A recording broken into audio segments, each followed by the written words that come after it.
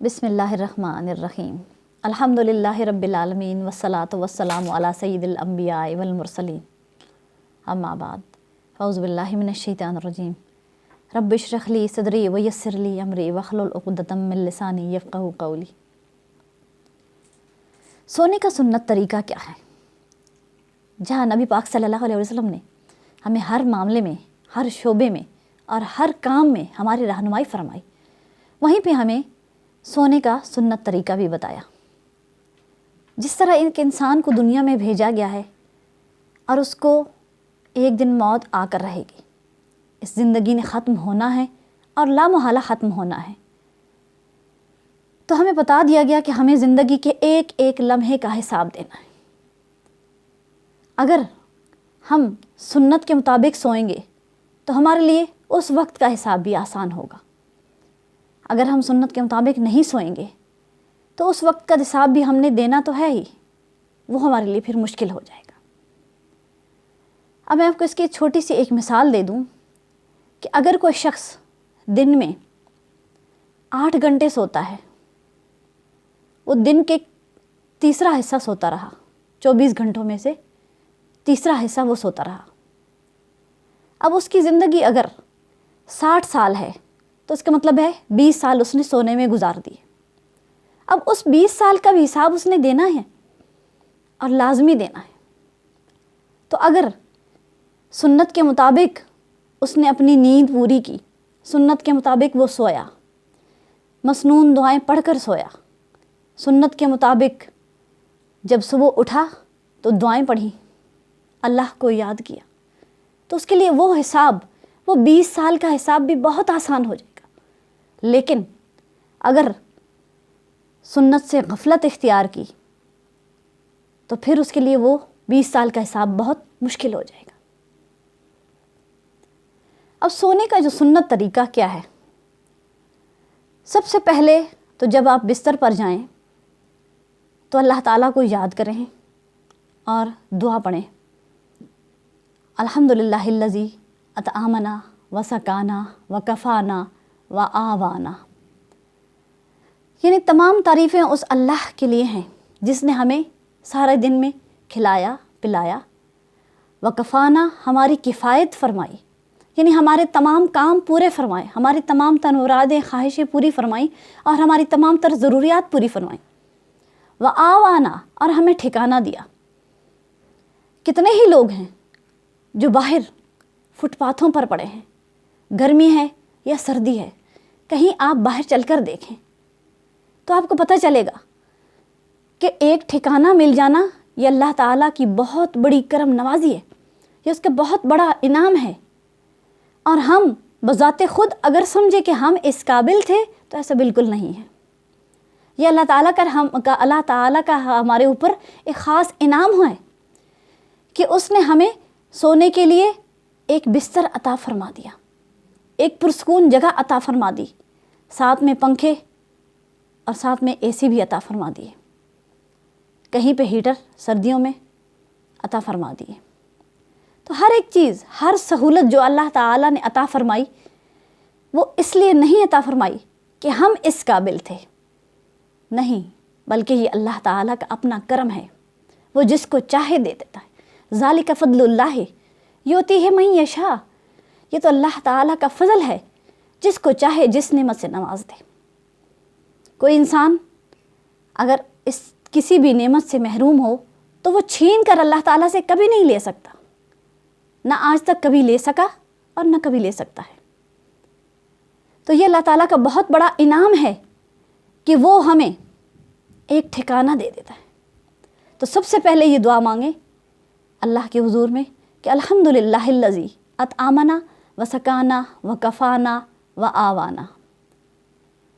تمام تعریفیں اس اللہ تعالیٰ کے لیے ہیں جس نے ہمیں کھلایا پلایا، ہماری کفایت فرمائی اور ہمیں ٹھکانہ عطا فرمایا۔ اب وہ لوگ جو فٹ پاتھوں پر پڑے ہیں وہ اللہ تعالیٰ کے اپنے حکم سے ہی ان چیزوں سے محروم ہیں۔ اب یہ چیز کہ اللہ تعالیٰ کا انعام ہونا کہ ایک ٹھکانہ عطا فرما دیا، یہ بہت بڑا انعام ہے۔ پھر اس کے بعد سوتے وقت کی بہت ساری دعائیں ہیں جو نبی پاک صلی اللہ علیہ وآلہ وسلم نے ارشاد فرما دی. اگر ہم وہ ساری دعائیں یاد کر لیں اور پڑھیں تو اس کی برکات اور ثمرات اس قدر ہوں گے کہ ہم خود ان کو محسوس بھی کر سکتے ہیں. لیکن زیادہ نہیں تو کم از کم تھوڑی سی دعائیں ہی یاد کر لیں اور ان کو پڑھ کر سو جایا کریں، تاکہ قیامت کے دن روز محشر میں ان 20 اور 25 سالوں کا حساب بھی آسان ہو جائے. دوسرا یہ کہ سوتے وقت دائیں کروٹ سوئیں. دایاں ہاتھ نبی پاک صلی اللہ علیہ وسلم اپنی دائیں گال کے نیچے رکھ کر سوتے تھے، دائیں کروٹ سوتے تھے.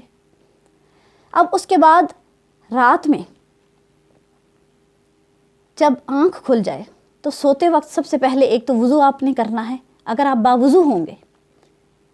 اور رات میں کسی بھی وقت آپ کی آنکھ کھل جائے تو آپ اللہ تعالیٰ سے جب دعا مانگیں گے تو اللہ تعالیٰ اس دعا کو قبول فرما دیتے ہیں. ایک حدیث پاک میں آیا ہے، نبی پاک صلی اللہ علیہ وسلم فرماتے ہیں کہ جب رات کے کسی حصے میں انسان کی آنکھ کھل جائے اور وہ یہ کلمات پڑھے، لا الہ الا اللہ وحدہ لا شریک لہ لہ الملک و لہ الحمد وہو علی کل شیء قدیر،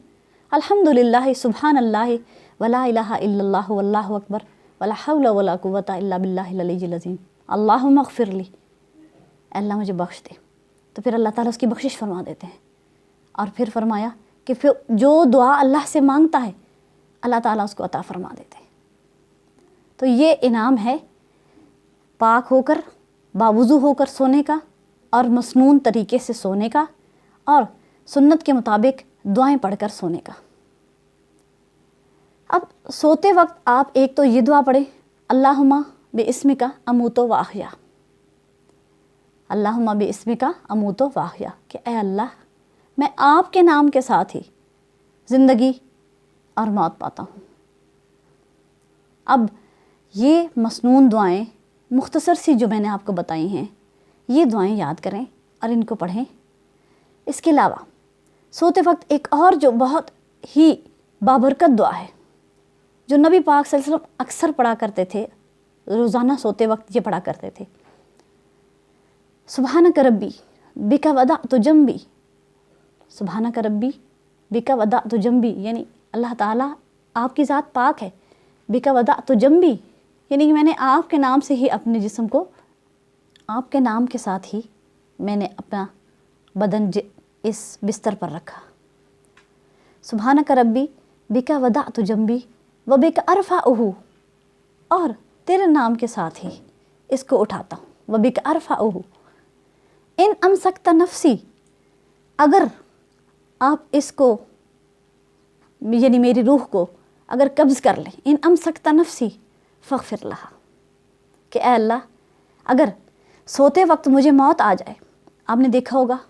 کئی ایسے لوگ ہوتے ہیں کہ رات کو سوتے ہیں اور صبح اٹھ نہیں پاتے. تو جب یہ آپ اللہ سے عرض کرتے ہیں ان امسکت نفسی فاغفر لہا، یعنی آپ نے مرنے سے پہلے اگر آپ کو اس رات میں موت آ گئی تو آپ نے اللہ سے دعا مانگی ہے کہ اے اللہ اگر میری موت آ جائے تو بس اس میری روح کو مجھے بخش دینا. ان امسکت نفسی فاغفر لہا وَإِنْ أَرْسَلْتَهَا، اگر آپ اس کو لوٹا دیں، وَإِنْ أَرْسَلْتَهَا اگر آپ اس کو لوٹا دیں تو پھر اس کو نیک لوگوں کی صحبت عطا فرمانا. سبحانک ربی بک وضعت جنبی و بک ارفعہ ان امسکت نفسی فاغفر لہا وَإِنْ أَرْسَلْتَهَا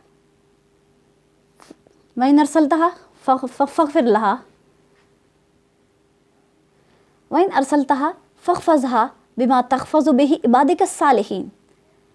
اور اگر آپ اس کو لوٹا دیں تو اس کی حفاظت ایسے فرمائیں جیسے آپ نیک لوگوں کی حفاظت فرماتے ہیں.